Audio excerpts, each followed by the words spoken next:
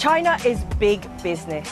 Its economy is almost 50 times larger than it was in 1980. It's become the world's second largest. But what does this mean for the rest of the world? China is the world's factory. It produces a lot of our goods and the bits we need to make our goods. It's become a global powerhouse. For example, it makes 70% of the world's air conditioners, 58% of the world's shoes. It's also the world's largest printer of Bibles.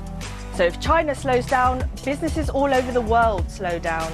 A bigger economy means richer people. Turns out China's growing middle class has pretty expensive taste. A third of global spending on luxury brands comes from the Chinese. That means some pretty famous names. Think Louis Vuitton, think Chanel. They're all affected a lot by what happens in China. For example, a sixth of all Burberry's revenues last year came from China. Technology firms have also cashed in on China's thirst for gadgets. Around 1 in 7 iPhones shipped around the world goes to someone from China. With more than 1.4 billion people living there, it's not surprising that it's the world's largest energy consumer and a huge buyer of things like oil, steel and copper. Then there's tourism.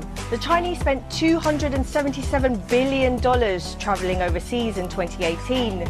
Just to give you some perspective, that's around a fifth of total spending abroad. China is also a big investor in projects around the world.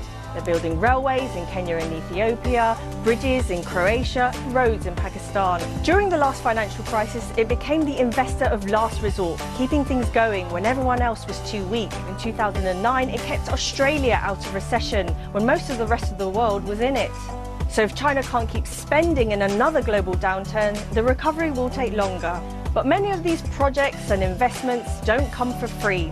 China is also using them to build political influence all over the world. It's true that China's financial system does remain closed, meaning that people like you and me can't move money in and out of the country like in the US or the UK. But the direction of travel is clear. A more open Chinese economy means its fortunes are increasingly tied to the rest of the world, and the other way round.